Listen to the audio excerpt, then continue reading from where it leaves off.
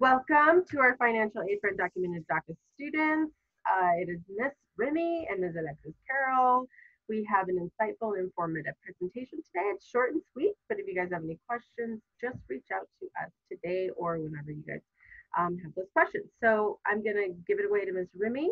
She's going to get started because she is the expert and the guru on a lot of this information. And again, if you or your families have questions, I speak Spanish, hablo español, les puedo ayudar at some point in time. And we can also create a Zoom meeting or just a phone call with families and help you guys as well. So take it away, Ms. Remy.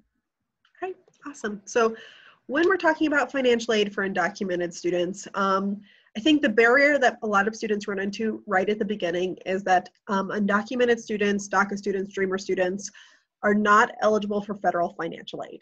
That means that if you do apply to the FAFSA, you are not eligible for any money from the federal government. That doesn't mean that you can't do the FAFSA, and many undocumented students will choose to do so because it's required by their college, required by their scholarship. That is not true in Colorado, but for some undocumented students who might be applying to other states, some states will require them to do the FAFSA. I will add here that if you do have citizenship, but your parents are undocumented, you can still apply for the FAFSA and you are 100% eligible for the same financial aid as anybody else. So if you're interested in that, basically all you have to do is put all zeros for your parent's social security number and it'll process just the same. So what we're really gonna be talking about here is financial aid if you yourself, the student, are undocumented. So even though students who are undocumented do not qualify for federal financial aid, there are a lot of other means to pay for college. The first thing, especially in the state of Colorado, is a program called ASSET. What ASSET is, it's a program where if you have gone to a Colorado high school for 3 consecutive years, if you're going to graduate from a Colorado high school and you apply to a college in Colorado, yes, ma'am, 12 months of graduating, you are eligible for in-state tuition as well as in-state financial aid. The security place. Mm-hmm. So, sorry, I'm going to mute. Oh, really? There we go. Okay. So, this is not an automatic process. So you must apply for ASSET designation at your college. So make sure you're keeping in touch with your college, letting them know that you're an ASSET student so that you can fill out the appropriate paperwork. Again, this allows you to receive in-state tuition and in-state financial aid. The in-state financial aid, you don't need to apply for FAFSA. You apply for a brand new thing called the CASFA, which is a new application very, very similar to the FAFSA. If you just Google CASFA, you should be able to find the application. It is based on the same information that the FAFSA is based on. So basically, you can just click here, and you'll create an account. It is going to use your family's 2019, if you're applying for 2021, 2022 school year, you're going to be using your 2019 income taxes that either you or your family filed. If your family did not file taxes, there is a non-filer statement that you can get from the IRS, or you can just submit a written statement saying why your family didn't file taxes. If you didn't meet the threshold, that's the primary reason why your family may not have paid taxes. So you're able to apply for need-based financial aid by doing this. It also allows you to apply for institutional financial aid, so that's money directly from your college. So if you need help with this application, we can walk you through it. Again, it's very, very similar to the FAFSA, so we can help you step by step. Any questions about ASSET, FAFSA? Okay, another option for students is in a program called Ascent. And I know that can be kind of confusing because ASSET, Ascent, they're 2 different things. Ascent is a program where if you have 12 transcripted college credits by the time you finish your senior year, you can apply for Ascent and we will pay for your full year of tuition at one of our partner colleges. So that's Metro, Front Range, CCD, Red Rocks, or Emily Griffith.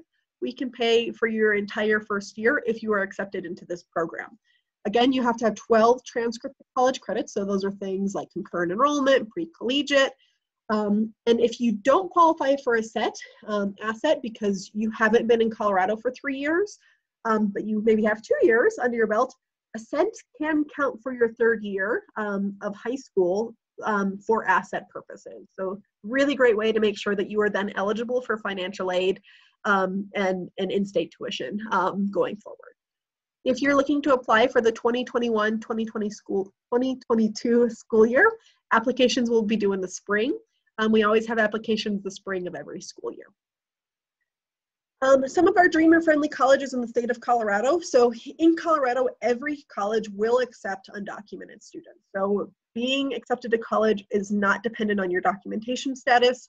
I will say, however, that some colleges offer more support and more financial aid for specific students. So some of our primary partners for undocumented students, Metro, CCD, CSU, Fort Collins, Emily Griffith also has financial aid for undocumented students. So strongly recommend looking at some of these schools. The first 3 in particular, Metro, CCD, and CSU, all participate in a scholarship program called the Dream.us, which is essentially a full ride scholarship. So absolutely worth your time to apply for if you're a competitive student. In general, we would recommend that any scholarship that doesn't list a citizenship requirement, you should apply for. So if it says that, basically, as long as it says that you don't need to be a U.S. citizen, don't need to be a permanent resident, if it doesn't say anything like that, you should apply. You can find scholarships on our Future Center website. Every college also has their own scholarship, so you should be applying to the scholarships for the colleges that you're looking to attend. Raise.me is a place where you can get micro scholarships as early as 9th grade. Those do not have citizenship requirements. And then you can do the big national scholarship searches as well, things like FastWeb, scholarships.com. Just be careful if you're doing those because there are scams out there. Anything that ever asks you to pay for a scholarship application, that's a scam. If it's really asking for a lot of really personal information, just be wary, be cautious. In general, we would recommend utilizing the first 3 resources that we list here before moving on to those big national scholarship searches. The Future Center website in particular, I update this about once a week. If you go on their main site and you click on scholarships, this scholarship list right here, again, is updated about once a week, and a lot of really great options for undocumented students on here. In general, I would also encourage you to look at the Dream.us as well as Golden Door Scholars. Both are major scholarships that essentially equate to a full ride. But again, there are a lot of different options for undocumented scholarships. So please feel free to reach out to us if you need help finding some of those or if you need help with your applications. So we're going to talk a little bit about how do you apply for those scholarships and how do you make your application competitive. Really, when you're applying for scholarships, what you want to think about is what makes you as a student special. So if you're looking at 2 students who have the exact same transcript, exact same GPA, what is special about you? So this is kind of a chance for you to tell your story and think about why should somebody invest in you over another student. Oftentimes undocumented students have some really powerful stories, so you can utilize that to your advantage here. You can really talk about how your experience as an immigrant has impacted you, has impacted your education, impacted your goals. I would encourage you to do so if you feel comfortable doing so, just because I feel like those stories can be really powerful and can really encourage people to offer you scholarships. So that's where the personal statement and essays come in. I'm going to have Ms. Dela Cruz speak about that in a moment. You can also use letters of recommendation. That can be from a coach, a teacher, a counselor, really anybody that's not related to you and as an adult can write a letter of recommendation just talking about your achievements. You will want to make sure you have a detailed list of any extracurriculars you're involved in, so sports, any clubs that you do, any work that you do, anything like that, that adds to your experience as a student. You'll want to have descriptions of and be able to articulate. And then a lot of scholarships will also require a resume. So if you don't have a resume already, we have awesome workshops every Wednesday at 9 a.m. and 3 p.m. that you can work on a resume with. All right, so we're going to talk a little bit. I'm going to give the floor back to Ms. Dela Cruz Carroll. She's going to talk about writing a personal statement, particularly for first-gen students, and what makes your stories so special? Thank you for all of that great information, Ms. Remy. Yes, so I always tell students that every time I sit with them, to me, this is really personal, and I'm very passionate about this because when I was in high school, when I was a senior, I had a few mentors that guided me through my personal statements for scholarships. And I did get several, and I did also have financial aid, and I was very lucky that way. But I would have never applied for scholarships unless somebody guided me through it. And I wasn't a strong writer, but I did spend many, many, many hours in writing my personal statement and staying after school and putting extra time in writing that and making sure the grammar and the editing was correct. And just I'm kind of like when I think and I put my thoughts on paper, they go all over. But then I had to have somebody help me condense them and put them in a more strategic manner. And some essays, some personal statements, for instance, like the WPS Foundation one, they will ask you for 3 or 5, or I don't know how many personal essays and different questions they ask you. But there are going to be different ways and different things that they're going to ask, and you can personalize them and customize them in every way you can. But as long as you get a good solid one, and start in your language arts class. Start in your language arts class. Please do that. So you're killing 2 birds with 1 stone. Your teacher can help you. Those around you will help you. Your mentors will help you. The people, like, especially for the Westminster Public School Foundation ones, they'll help you. The Rotary Club scholarships are going to be coming up. We can help you write those. But, my story was really personal. And I think it was about my mom and about my family. And my mom is the 7 of oldest children. And so my grandpa was put in jail when they were young, and so my grandma had a fit for survival. So my aunts and my uncles, especially my mom, because she was the oldest, she had to work, and so she worked at a young age. Education wasn't really an opportunity, and so they had to come from Mexico and start working at a really young age to survive. And so when they came over, they came from Juarez to El Paso. My mom met my dad at my grandpa's bar restaurant, and so they got married, and so they moved and they started a life together. And my dad, he started working in a particular program and got a really great job with the Corky Gonzalez movement, but he also had to work really hard to get a certificate program as a paralegal. But education wasn't something we sat down and talked about at our home. So writing a personal statement, for me, that's what my personal statement was about. It was about my growing up and about my mom working really hard and us working with her and helping her, and we helped clean houses and we helped sell tamales, and we were always involved in church, so we're always doing something, always being productive, always contributing, always offering something for either as a service to our community. But to me, that was very valuable, and I wrote about that because I saw how my mom struggled, and I saw how my mom worked really, really hard for us in order to provide education. And education was really important to her, as it is for a lot of our students' parents. They want you guys to succeed. They want you guys to take these opportunities and run with them. And at this point, like, write about that story. They're compelling. They're very passionate. They're true. They're honest and genuine. And yeah, it'll make you feel vulnerable. And believe me, like, when I was writing my personal essay, a lot of times I probably broke down and started crying. And if you guys want to read them, by all means, I still have them. I still have my essays from high school. But absolutely, talk to us about it. I feel like I always tell students, pull at their heartstrings, and especially yours. Make yourself vulnerable. I was looking online yesterday, and there's a couple of students that got into Harvard and Princeton, and they wrote about their stories. And one of them even wrote, he was this kid, and I can look for it if you guys want it and let me know.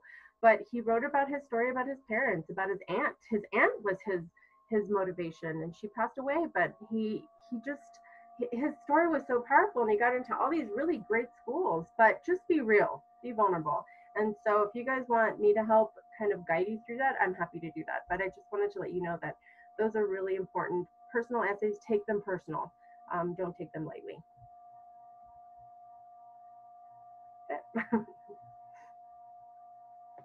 Great, thanks Yvette for sharing. Again, like Yvette spoke about, your story, it is really personal, but it is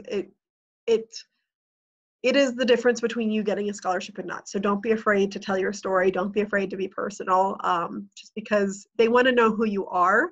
And again, they want to see the difference between you and another student who might have the exact same GPA. So be willing to tell about who you are. In particular, if you are a first-gen student, there are scholarships specifically for first-gen students. That just means that you are the first generation in your family to go to college. So neither of your parents have a 4-year college degree in the United States. Your parents, if they have a college degree in another country, you are still first-gen.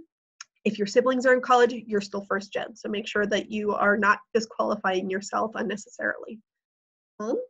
So that is it. That's the basics of how to apply for financial aid as an undocumented student. I know that's a lot of information, so this is where you should go to ask questions if you need help. You can always email us. You can set up an appointment with us on Calendly to do a Zoom meeting or an in-person meeting when we're back in person.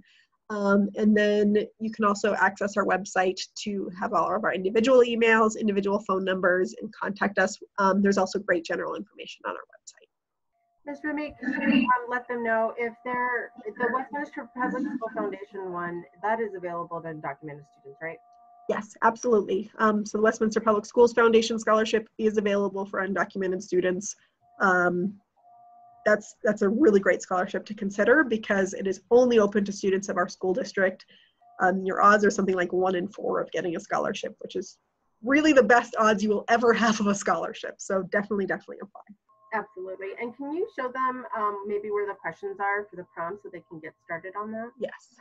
So let's say if you want to go to Westminster Public Schools, go to the main website. And then from here to get there, you just go to WPS Foundation. And so this is their website.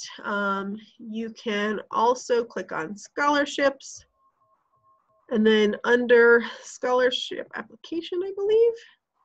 Yep, so it's available on here. So you can find the essays right here. They give you the prompts if you want to start working on them. This specific year opens on November 16th.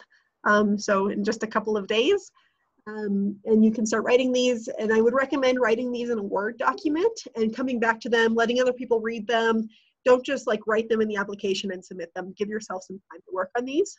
It's not due till February, so you do have time, but don't wait till the last minute. Get started on them, get feedback, really make these as strong as you can.